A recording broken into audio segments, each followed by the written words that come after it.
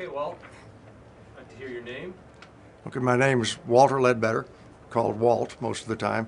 I was started out, you don't know when I started in the Marine Corps? Yes, I do. Okay, I joined as a private and went to officer candidate school. I decided after I got commissioned, I went to basic infantry officer school and decided at that point that I really didn't want to sleep in the mud anymore, and the Korean War had just ended. So I took the test and went to flight school. And when I came out of flight school, I was sent to I was a jet attack pilot, and I was in, well, I don't know how many different squadrons for years, and I guess I was at El Toro in 1962. They were sending me to an A4 squadron, and they ended up changing my orders and put me in a helicopter squadron and said just learn to fly them, because the Vietnamese War was starting, and up until that point they had really not sent the best pilots to helicopter training in flight school, and so they took 10 jet pilots a month off of each coast and just put us in helicopter squadrons and said learn to fly it. And then they started sending better flight students into helicopters because they were going to need them, and that's how I got in helicopters. I just went to a squadron, and I had orders to an A4 squadron, and they sent me to a helicopter squadron, and I was really ticked off, and because I'd derided helicopters for years. And I ended up being in the squadron, and after about 2 weeks in the squadron, I came home one day, and I really looked dejected, I'm sure, and my wife said, you know, what's the matter? Can't you fly those things? And I said, fly at hell. I can't even taxi the airplane, you know. And about 2 days later, it was like riding a bicycle. All of a sudden, you get your balance, and it comes to you. But and I ended up staying in helicopters for the rest of my career. What was it like transiting from a fixed wing to helicopter? Well, the early helicopter we flew, you had to be sort of what I called a motor moron. I mean, both legs were going in different directions, and both arms were flying. You know, there were very few automatic systems, and so it took a while to get your balance and learn to fly them. And it was I went to H-34s. They put me in a CH-34 squadron, and then I ended up in Okinawa in 1964, and I was a captain, and they made me the XO of a squadron, and the CO had a health problem and had to go back to the States, and they made me the CO of the squadron, which was very unusual for a captain to be the commanding officer of a squadron. And so I did manage in '64 to spend probably a month, 2 weeks at a stretch. I went down to Vietnam and flew with the helicopter squadron that was down there. In those days, one Marine squadron covered all of I Corps, and and then in '65 I was transferred to Vietnam, and I was on what they call the Command Task Element staff. There was a colonel in charge of the base there at Da Nang, and he had a staff, and we flew with whatever Marine squadron was there. And this is, I guess, bragging, but I was the first staff officer to fly 100 missions. And in those days, a mission, if you took off in the morning and you flew all day long, you could, you know, no matter how many hours, you got one mission. If you were shot up pretty badly, they would give you 2 missions for that day. Later on in '69 and '70, when I was there, hell, every time you landed off the base, you got a mission. You know, so it was not guys that were flying in the later years got, you know, ended up with 1,000 missions. You'd think they'd flown a hell of a lot. They didn't fly any more than we did in the early days. You know, but so you know, it was just the way they counted things. I'm trying to think.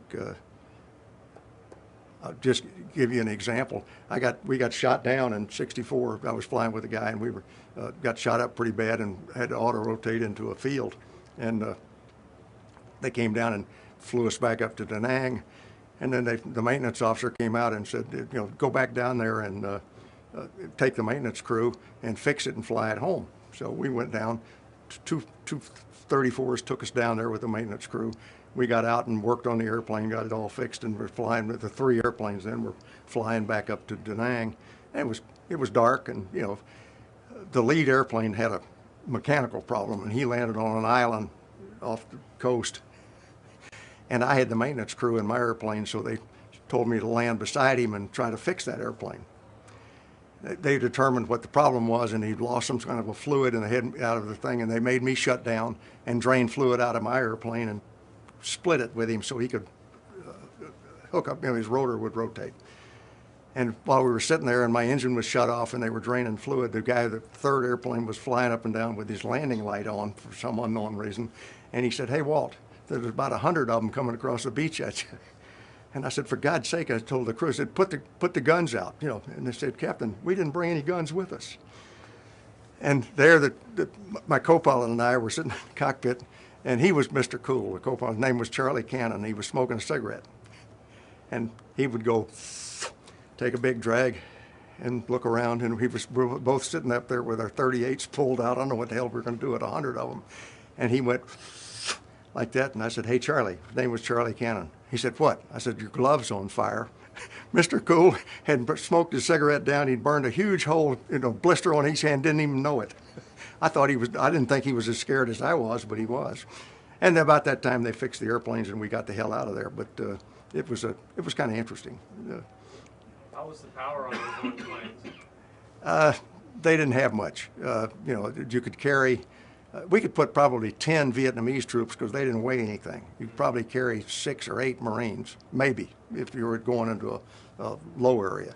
If you were going up in the mountain, you couldn't carry that many. You'd probably carry 5, 4. It depended on how they were loaded. But it was good when we ended up in 46s later because they could carry a lot more. And when I came home from in '65, when I got home, I transitioned from the CH-34 to the 46. I was in the second 46 Squadron that stood up on the West Coast, and I flew with a guy a lot. His name was Ken Keck, and Ken was probably the premier 46 pilot of the world. He'd just come out of Pax River as a test pilot, and I learned a lot from flying with him. And he and I used to scare the crew chiefs to death because we would go out at night, and at Santa Ana they had big round pads off the runway, and they were an acre circle, and there were 4 or 5 of them, and they had different spots marked on them, painted. And we used to bet on who could do a backward auto rotation at night, spiraling backwards down to a spot. And it got to the point, that I could win as much money from him as he could win from me. And that taught me, I think I learned every aspect of that airplane doing that sort of crazy thing. And it came in handy later in Vietnam when you were having to do back up to a cliff and put your ramp on it and that sort of stuff. If you couldn't feel the airplane, if you didn't know exactly where everything was without looking, you couldn't do it. And it just, so it was good that we were both crazy and did nutty things like that, although the crew chiefs didn't like it much. How was the transition between a single and a double rotor like? There was really no big deal. That was, CH-46 was very easy to fly as long as everything worked. I think my wife could have flown it. The thing was she couldn't have taxied it. It was very difficult to taxi. But flying it, as long as all the systems were working, was very easy. And by the time I ended up overseas again in '69, I'd been the CO of, I'd been in a CH-46 squadron for a year and flown a whole lot. And then I'd been the commanding officer of a CH-46 squadron at New River, which was a training squadron. And we trained lieutenants that were going into the country. And I had a lot of time in the airplane, and it could do damn near anything that, it was possible. It was, and some of them appeared to be impossible. It was,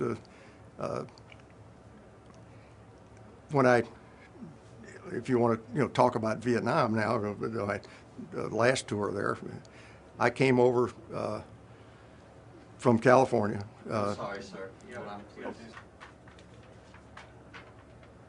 Okay, speed. Ready? Okay.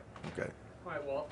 Tell me the year that you joined the Corps. Okay, I joined in June of 1953, and I have to back up from that because I would like to be able to say that I joined the Marine Corps for all sorts of patriotic reasons, but I really can't say that, and I have to back up to, I joined the Naval Reserve in 1947 when Harry Truman was just about to sign the draft law.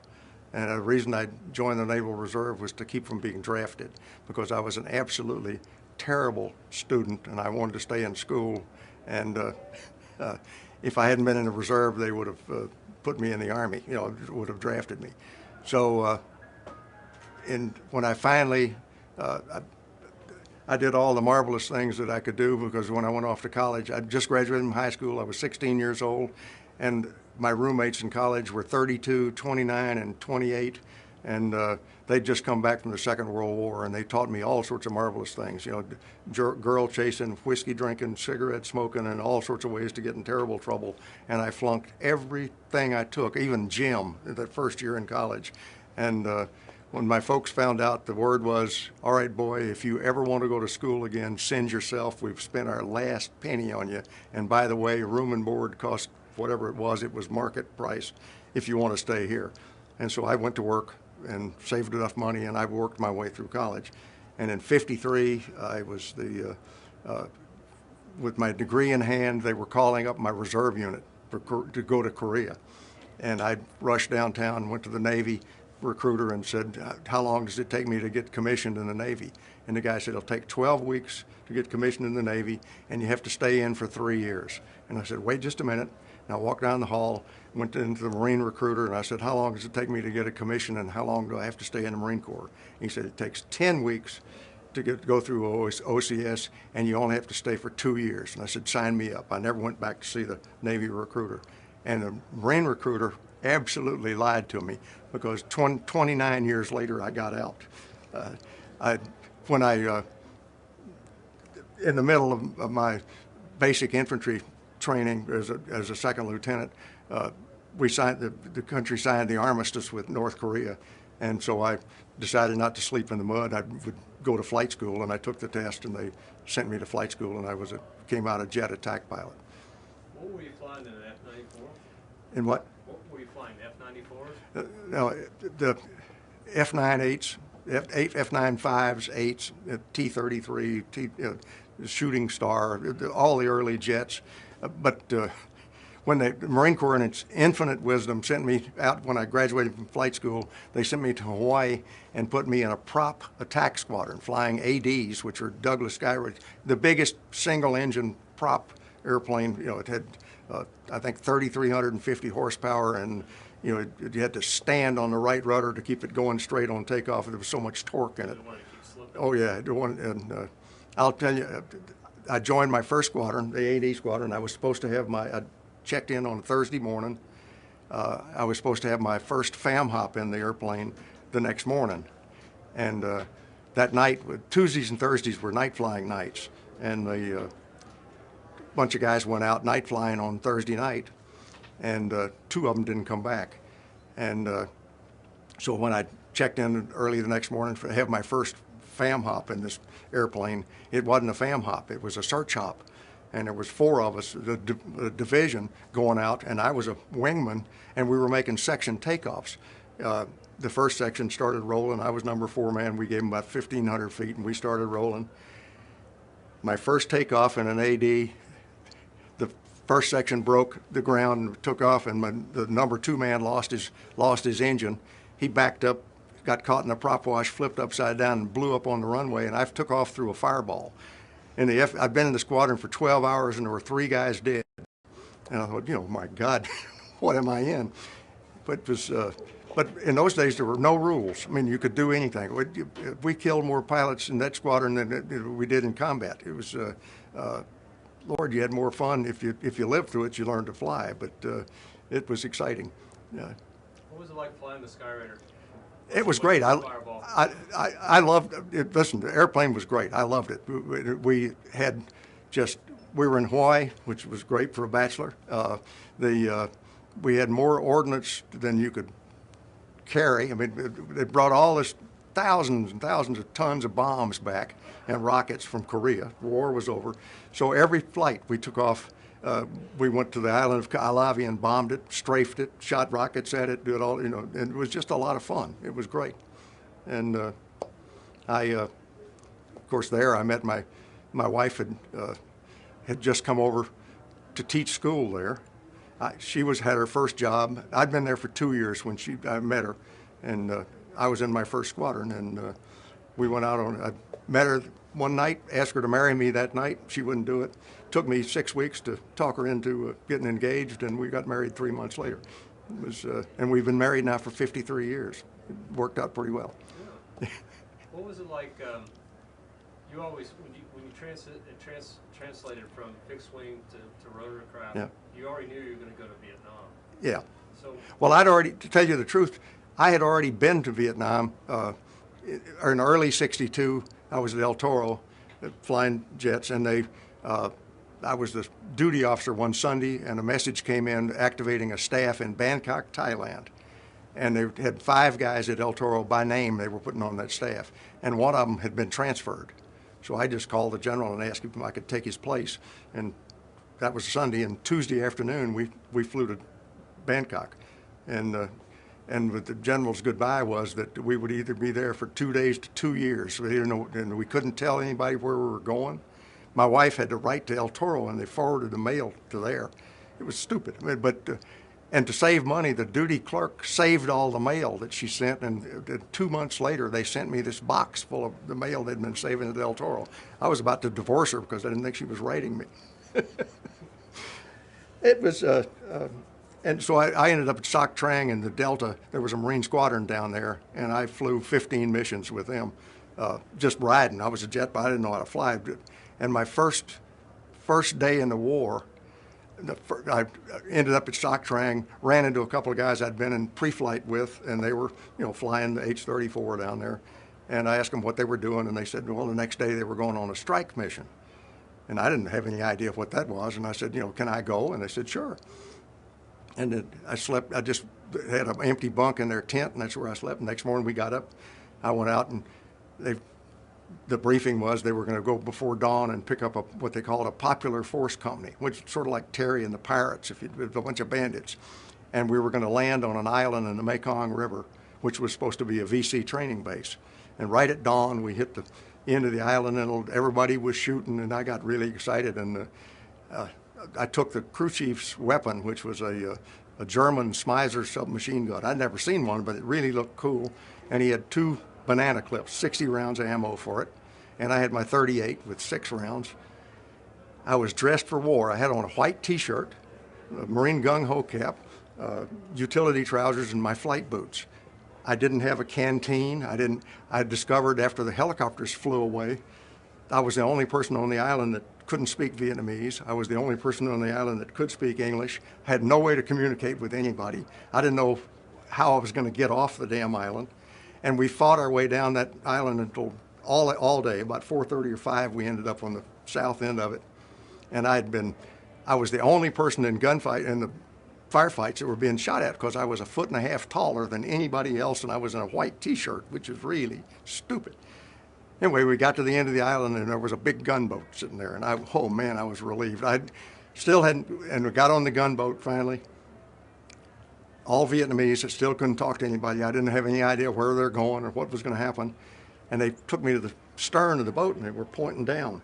And there was a Zodiac there with a big 50-horse Johnson engine on the back end of it.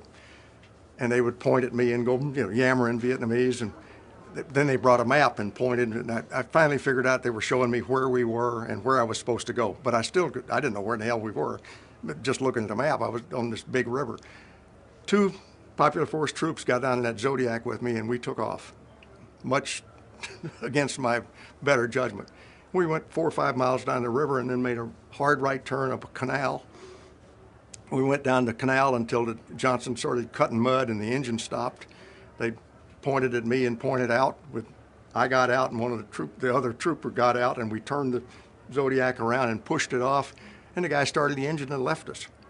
There I was just standing waist deep in the damn muddy canal, had no idea where I was going, why I was there, and the trooper I was with started walking, and I just followed him. There's nothing else I could do. And we walked about a mile, went through a little creek, came up on the other side through the reeds, and there was a hut there, and it was probably maybe 15 feet from when I came out of the reeds. A guy came out of the front door of that little hut with an automatic weapon, and the trooper I was with just stepped off to one side, and the guy started shooting at me. I mean, he shot holes in my T-shirt and my trousers, blew my cap off, and the Smizer wouldn't fire. It was jammed. So I had to pull my .38 out and shoot him, and we walked about another 300 yards, and there was a little triangular mud fort, and there was an H-34 in there with two guys that I knew waiting for me. And they flew me back to Soc Trang, and I'll show you what a marvelous warrior I was. We walked into the club where we ate and drank, and some guy said, "Hey, Walt, how was your day?" And I just burst into tears. I couldn't say a word for probably 30 minutes. Oh my God. But I learned a lot of lessons. I think I was 33 years old. I thought, I'd never been in a war. I thought probably I'd read war stories and all that. I thought war was glorious and romantic and all that other BS. I discovered that, it's not glorious and romantic. It's scary as hell. And the other things I discovered is when you go to war, you got to know why you're there, what you're supposed to do, how you're going to get out of there. You're supposed to know how to use your weapon. You're supposed to have water and supplies and all that other sort of stuff. And you shouldn't be in a white T-shirt and way bigger and standing out in front of above everybody else. It's kind of stupid. So a lot of lessons. And I flew 14 more missions with them there. And I have to tell you, I never got out of the airplane. That was it was interesting. But then I went home and was put in a helicopter squadron, learned to fly them, and then we went off to 64 and 5. I was in Vietnam most of the time, and 69 and 70 I was back again in 46s. What was it like being a CO of the 46s? Listen, I loved it.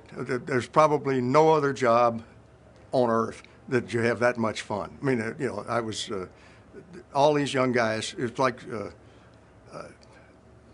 Well, they're great. They all thought they were immortal. They had no. They thought they could do. They thought they could do anything, and they did. They did great things. It was good to be around people like that, and the crew members who volunteered to fly with us. They're unbelievably brave people and just good guys. It was marvelous to associate with them. I was the CO of 5 different squadrons over time, and I probably knew just thousands of young guys over that 5 or 6 year period that I commanded different squadrons. And then my next to the last job I had was I was a commanding officer of an air group. I had seven squadrons in that group, and got to fly with them all, and it's great. What do you think is one of the most important qualities of a leader? That's there's so many things. I just think you have to. Well, okay, I'll tell you. When I got to Vietnam, and joined 263, my job. I had an executive officer, a major, who the second day I was in the squadron, they had a big strike mission where all the things, and I let the major lead that strike because it was my second day in the squadron, and I flew number 18 or something like that, and he absolutely couldn't handle the responsibility. The next day he went up to the group, and I didn't have an XO, and it was just me and a whole bunch of lieutenants on their first tour, and I figured my job was to lead every hard mission. We flew, the 46s were the interface between the air wing and the infantry, because we did all the hauling. We carried troops on assault missions. We did the medevac.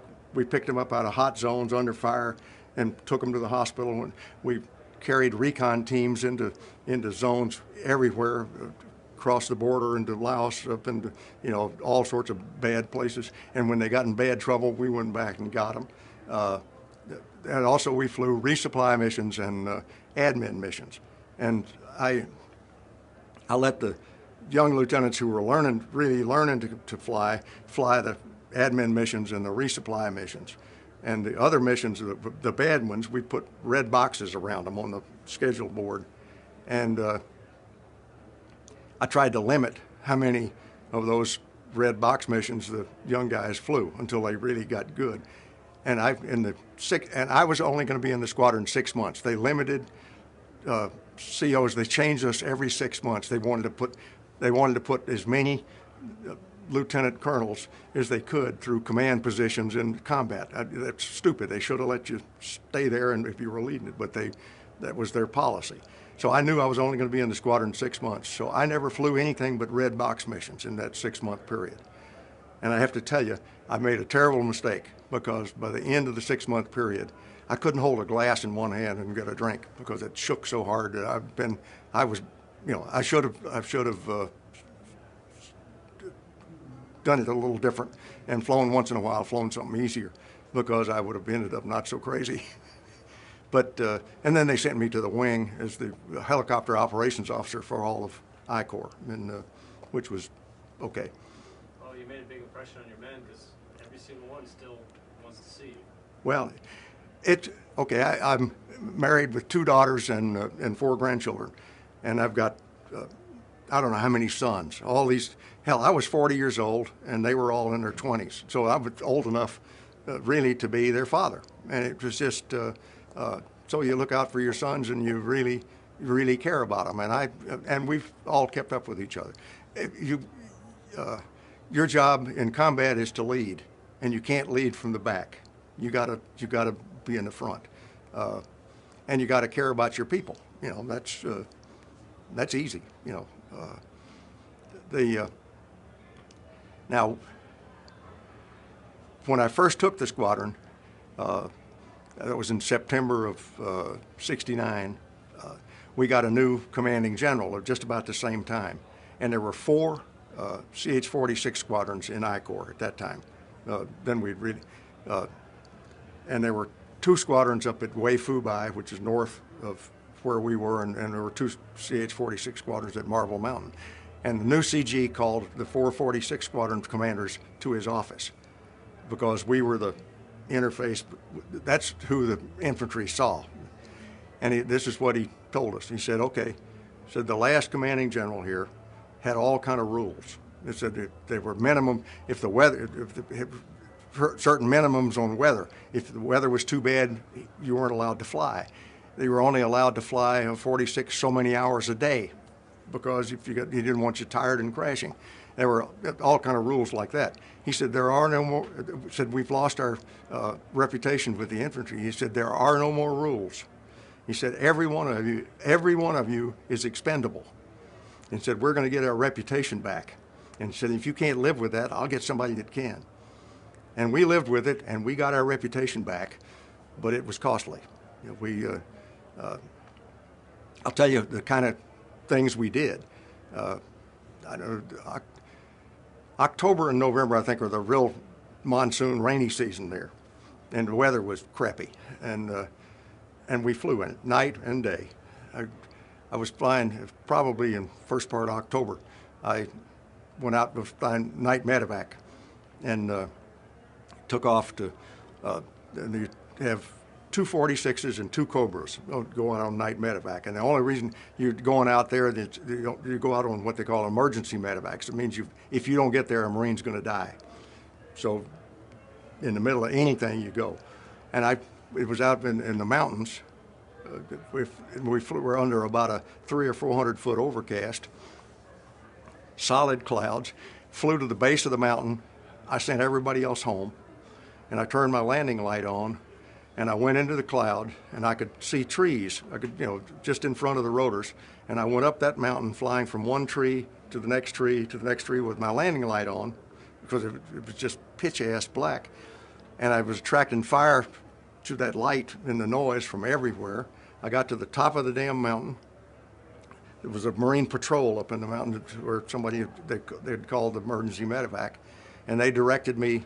They could hear me and could see the light, and they directed me over to their position, and I landed. And you know what I picked up? A wounded scout dog. I didn't even know where to take the goddamn dog. The hospital didn't have a veterinarian, so I took the dog to the hospital, and they took it out. I don't know what they did with it.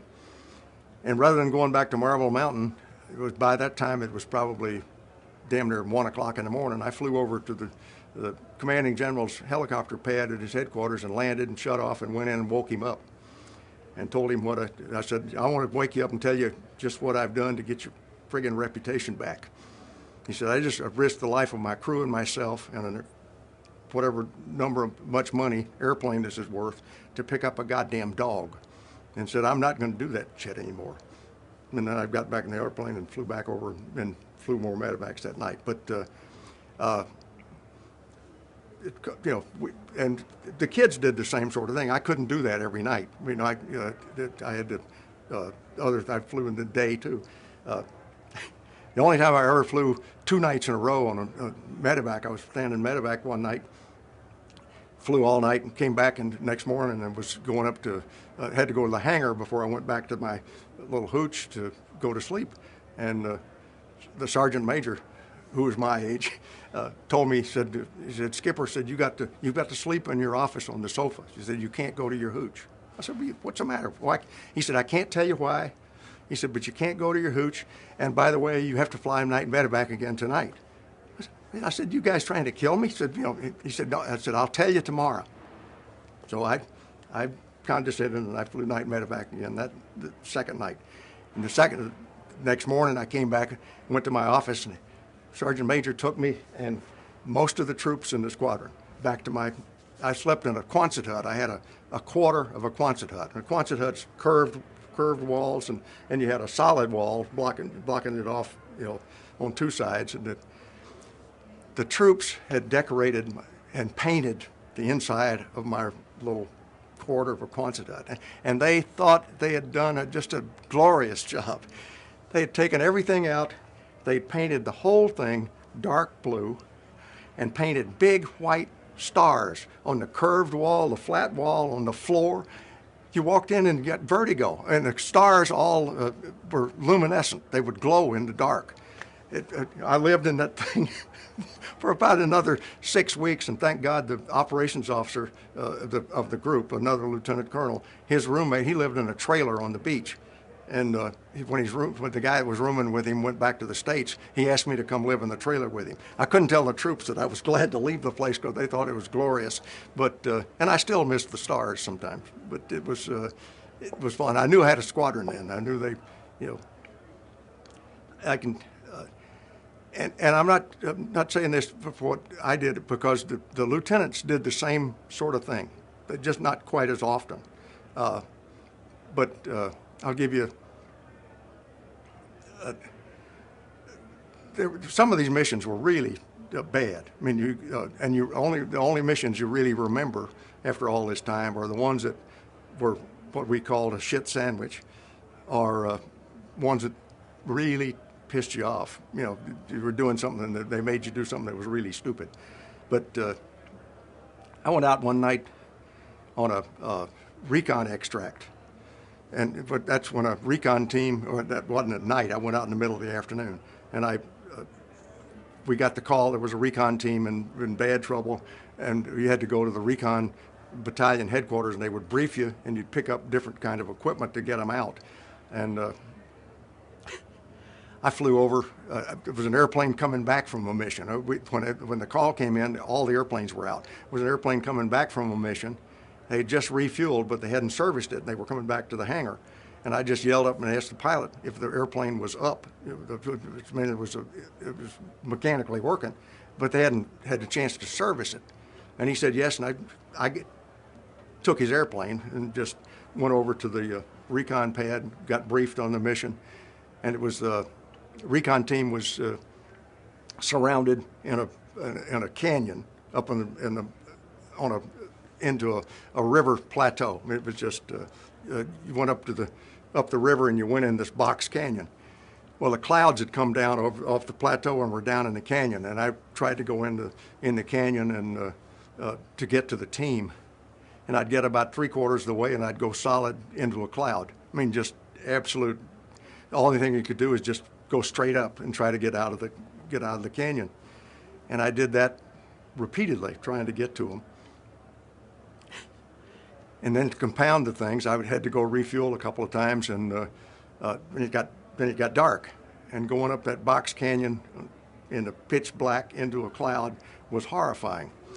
And by midnight, I'd done that probably 20 times, and came popping out of the top of the cloud, and I got a radio call, and it was from the Recon battalion commander sitting in a bunker about 50 miles away, and he said, and their call sign was reward money, and the 6 is the commanding of his name. His call sign was reward money 6, and he said, "This is reward money 6 actual, and you will land and pick up my team now." Our call sign was Peach Bush, and so I was Peach Bush 6 actual, and my answer to his call was, "This is Peach Bush 6 actual, and you can go fuck yourself." 2 years later, I was in Washington at a cocktail party, and there he was. I walked over to him and said, "I'm Peach Bush 6 actual, and you can still go fuck yourself." And if he'd said anything, I would have killed him. I was just that pissed off.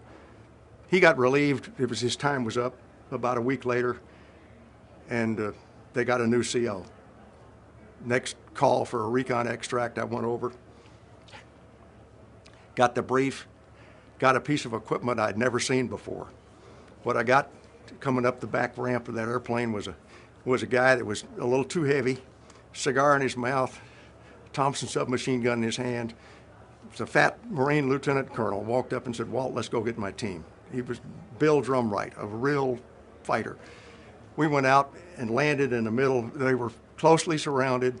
We were under really bad fire. Landed, gunners were shooting, Cobras firing all around us, the F-4s diving. Bill Drumright was standing on the ramp firing at Thompson and jerking those kids in the airplane. Took them back to the Recon pad. He said, "Walt, would you wait here for just a second?" He got out, made sure those troops hugged every one of them, made sure they got whatever they needed, showers, food, medical attention, all that stuff. Then he got back in the airplane, went to Marble Mountain with me, and he had everybody that had been on that extract in the club and bought us drinks. You talk about a change in leadership, and you ask about leadership, that was real leadership. He was a hell of a guy. I loved him. Okay, Walt, pick it up and talk about the men. Okay, I was talking about recon missions, and I'll give you another one just as an example of the sort of things that we all did. I mean, we flew, and there were 246 squadrons at Marble Mountain. We each took turns, probably 2 to 3 times a week. Each squadron would take a recon team, go out on recon, take a recon team out, insert them. Most of the time, very quickly, they got in terrible fights, and we would have to go get them out. Or if they were out there for 4 or 5 days, they would eventually get caught and were surrounded.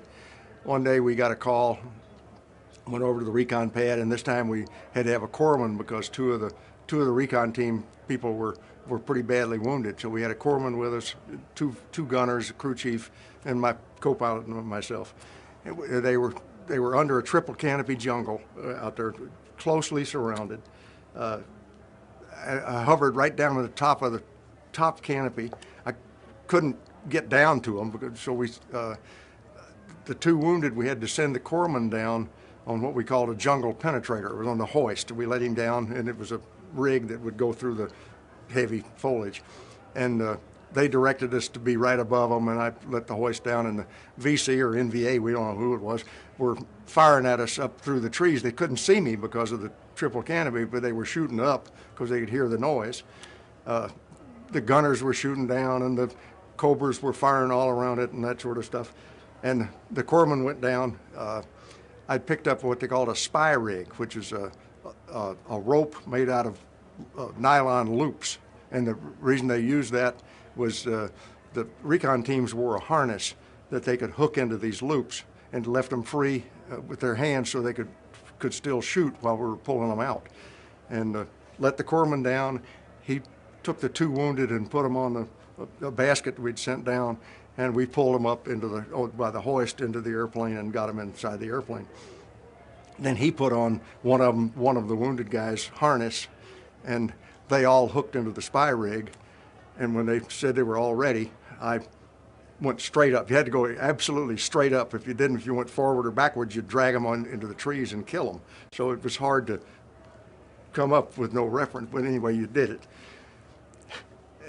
Went straight to 3,000 feet, from 0 to 3,000 feet, and started for home. These guys are dangling by one hook on this rig, and the crew chief was looking down through what we call the hell hole. That's where the spy rig was hooked.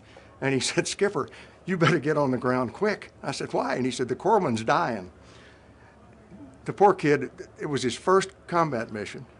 He'd been let down into the jungle under heavy fire. He'd fixed 2 really badly wounded guys. He put on and people were shooting at him all the way down, probably the first time he'd ever been under fire. And then to compound it all, we put him on a string and hoisted him straight up to 3,000 feet, and he went absolutely into shock. And I had to find a flat place and land and gently let everybody down so they could unhook him and get him in the airplane. And we got him, along with the wounded, we got him to the hospital too, because he would have died of shock if we hadn't gotten him there. And I didn't see him again, but I'm sure that he will always remember his first combat experience. It was just dangling in the air. It was, and the corpsmen, the crewmen, the crew chiefs, the gunners, these kids just did unbelievable things. One day we were hovering above the trees doing the same sort of thing, and had a little bitty gunner, and he got shot.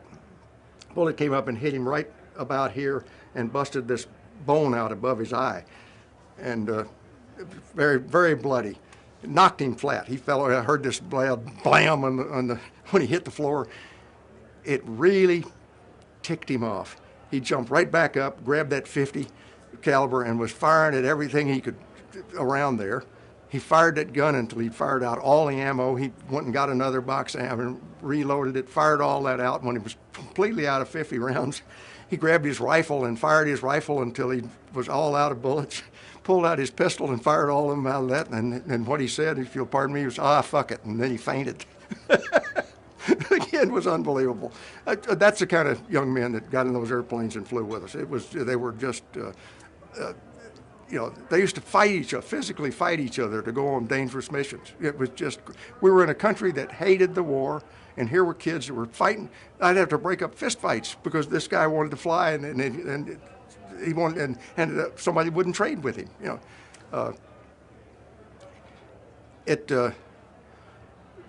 I don't remember much about probably after November, except by December I was absolutely shot, and I was still flying, and the worst part was yet to come. I mean, I finally got an XO sometime in the beginning of December, and probably 2 days later I went on R&R to Hawaii to see my wife and daughters, and the reason I went was to say goodbye to them, because I knew I couldn't live through the next 2 months.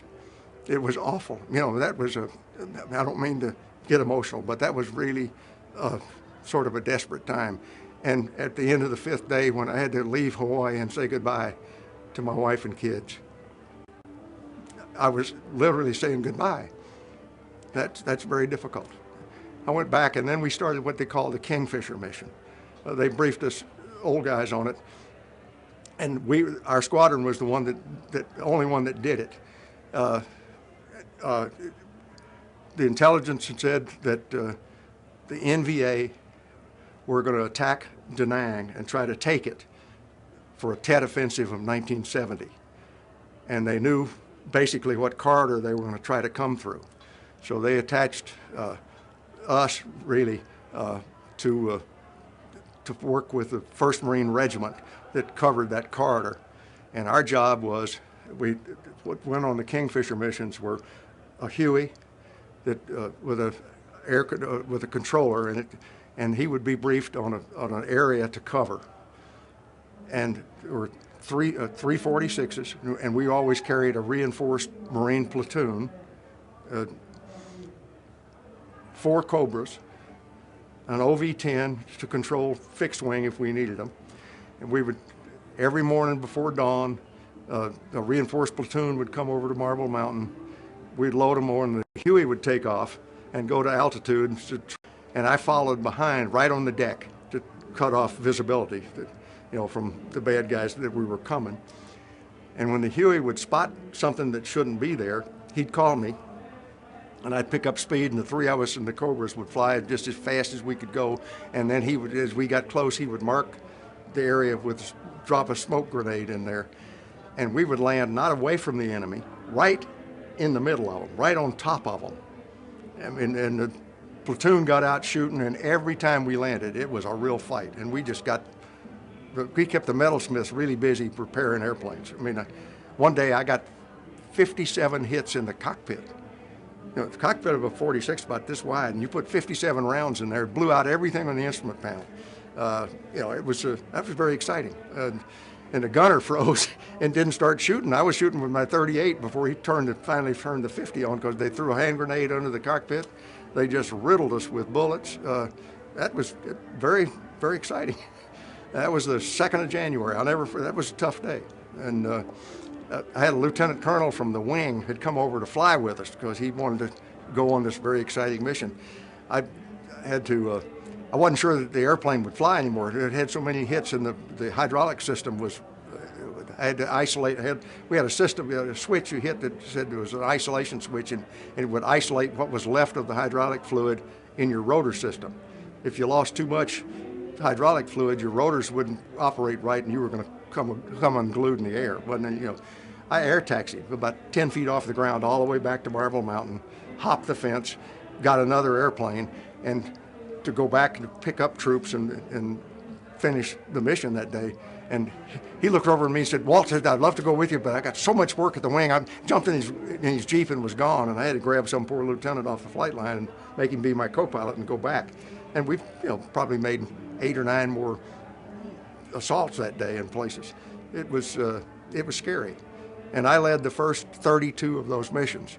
In that 32 days of flying, I took more hits in the different airplanes that I flew, than the rest of the Marine Corps Air Wing combined for that period of time. Every other airplane, I took hundreds of hits. Had 2 or 3 guys wounded in the airplane and that sort of stuff. It was a bad time. Stop you for a second. Yeah. Speed. Okay. That's play. You hit record. See the tattletale on it. Got it.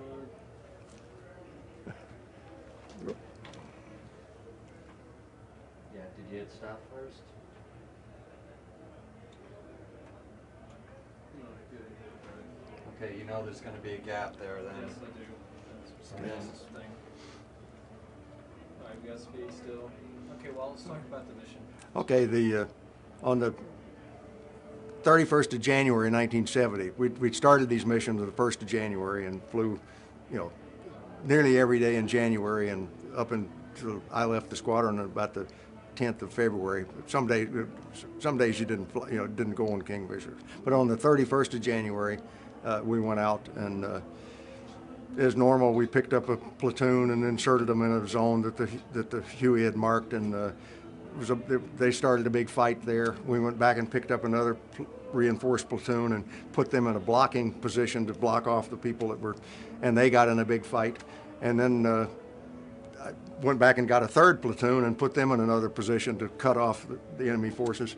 And then I started doing medevacs, where the 1st platoon had landed. I think there were 5 guys wounded, and they were in a fight. I went back in, picked the 5 up, and took them to the hospital. And I came back to the 2nd position we'd put in. There was one guy had blown his foot off. He had his foot shot off by a machine gun. He was standing up to throw a grenade, and they shot his foot off, and picked him up. He had this is the kind of troops that we were carrying. That kid had the crew chief with his foot gone, had him drag him up to the cockpit, and wanted to thank me for picking him up. It tears you up to think about people like that. That kid now is a dentist in Baltimore. Then when I came back from the hospital from taking the 2nd medevacs to the hospital, I got a call from the Huey that parts of 2 different platoons had inadvertently been led into a minefield by the NVA. It was an American minefield, and the NVA had taken one side of the fence down. and the troops going in looked over and saw the fence and thought that was the beginning of the minefield. It was actually, and the NVA had a path across it. The troops went into the minefield, and then the NVA started shooting at them, and anytime they moved, they stepped on a mine. There were 19 guys in the minefield. 4 of them died. 4 were not wounded, and we got them out, and 11 wounded. And there were 4 double amputees in there. It was a real mess. One guy was wounded 39 times. Another was wounded about 40 times. You know, just shrapnel all over them. I landed 3 times in the minefield, as close as I could get to the groups that were wounded. And I ordered the crew. I told them, stay in this damn airplane, because if you get out, you're just going to be part of the problem. You're going to step on a mine, and then you're either going to die or be wounded, and it's going to be either a further mess. Well, my crew chief, Mike Clausen, looked out, and the first place we landed, realized that if he didn't get out and start carrying wounded in, I would have had to land 20 different times to try to get these guys out. We would eventually have landed on a mine, blown ourselves up. He got out 6 times, walked around through that minefield, carrying dead and wounded back into the airplane. It was just beyond belief that he, and after the 5th trip into the minefield, he was back on the airplane, looked out, and there was one more guy, both legs gone above the knees. Mike was waving for him to come get on the airplane. And the guy just looked down and said, so Mike just went, okay, got out, ran out to him, picked him up, brought him back, somehow never stepped on a mine. But just incredible bravery. It was way beyond, anything. The other guys, stayed in their position. We were under fire, and the gunners were, trying to fire cover and fire. He was the only one that could have left his station and done it. It was, but he did it. And I took him out the next day and told him he was being written up for the Medal of Honor, and that I knew he was going to get it. And I told him that, now the hardest thing in your life is coming. That's either you wear that medal or it's going to wear you. And sort of like Ira Hayes from the Second World War, I think it wore him. He couldn't cope with it. And he died a couple of years ago, 3 years ago, I guess, and from diabetes, but he actually drank himself to death. I mean, it just, it's really sad. He was a hell of a guy. He had a great personality. And 2 days after I told him that, I brought him into the office and busted him. But, because he didn't show up for a flight. But probably one of the few guys that got the Medal of Honor from the president as a private, And he had a tremendous personality. But he would have, I didn't realize when he joined the squadron that he had been in the squadron previous to my being there. Just before I got there, he left and went back to the States. And he'd been in country for 2 straight years as a crew chief on a 46. He stayed in the States for 6 weeks and came back and rejoined the squadron. And we were having a 24-hour stand down because we'd been through a real bad time frame when he joined, and we were having a big party. And it was like God had walked into the room. Everybody was saying, Clausen's back, Clausen's back.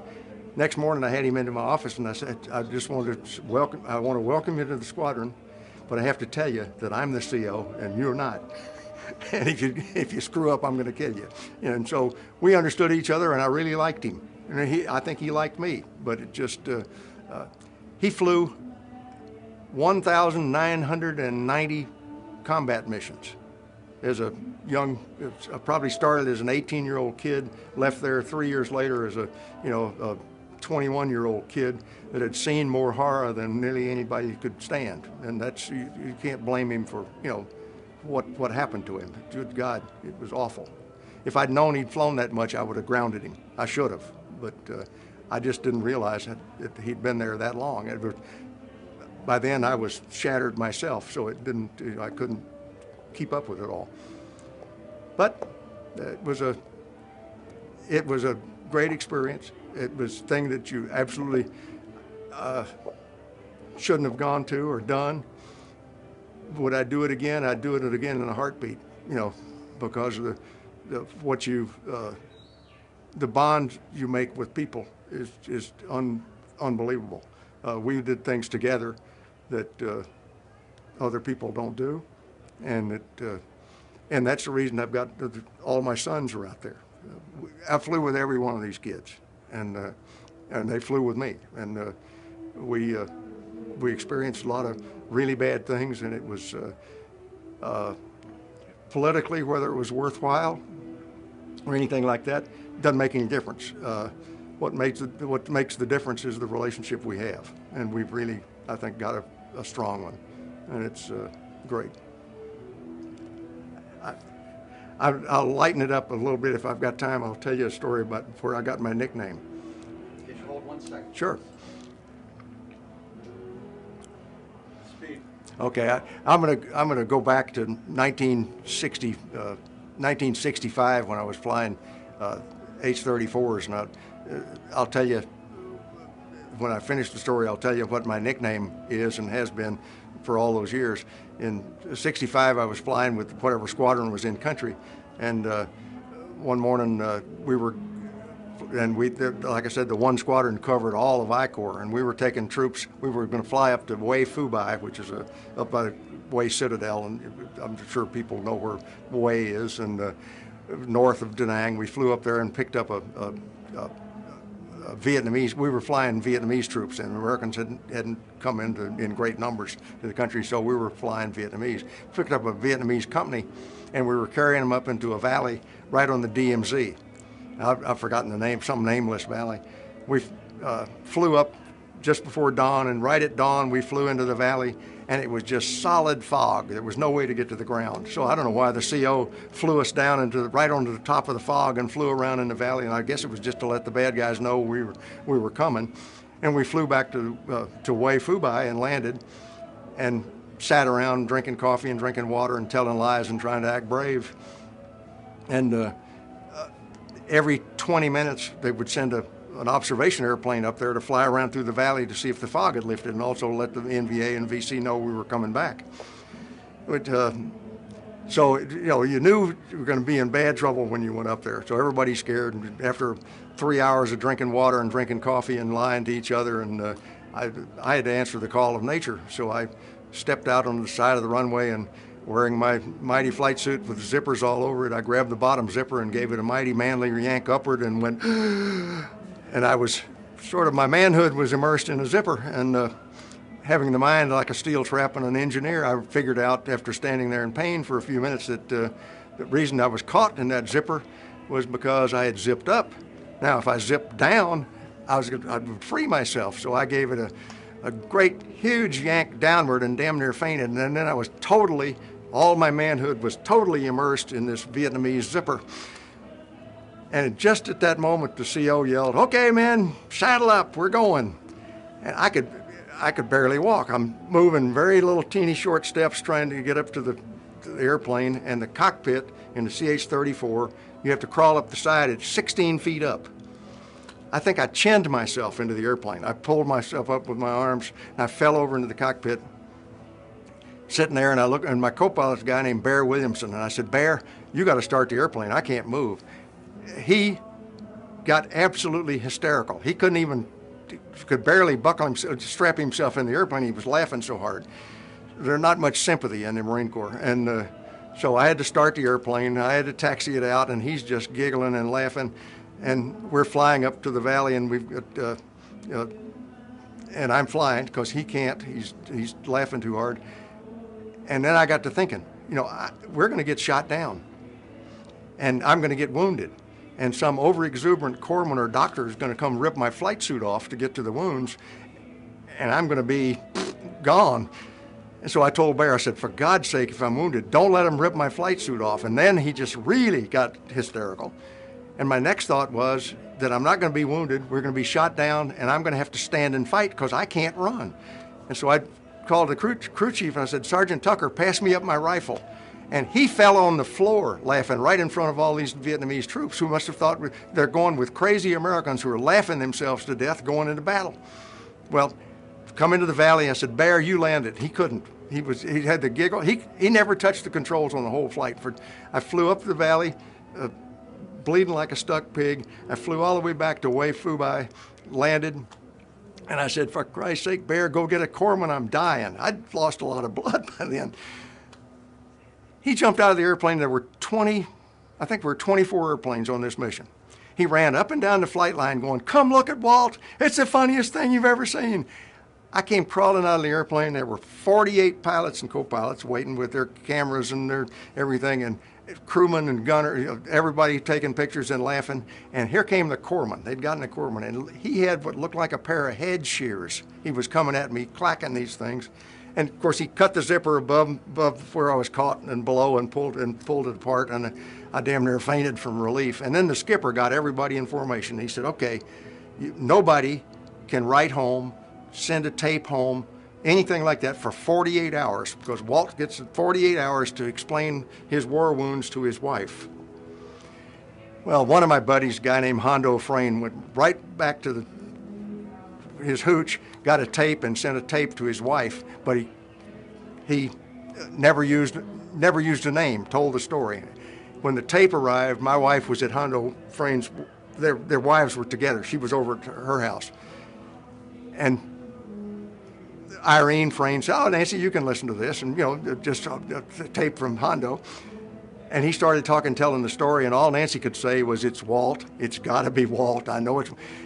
And about 4 days later at Da Nang, I got a little big envelope, and inside of it was a purple heart, a big cloth purple heart with lace sewn around the outside of it and a zipper sewed down the middle. I'm the only person in aviation history that received the Royal Order of the Purple Zipper. And that hung in the O Club there in Da Nang for probably a month, and then some son of a bitch stole it.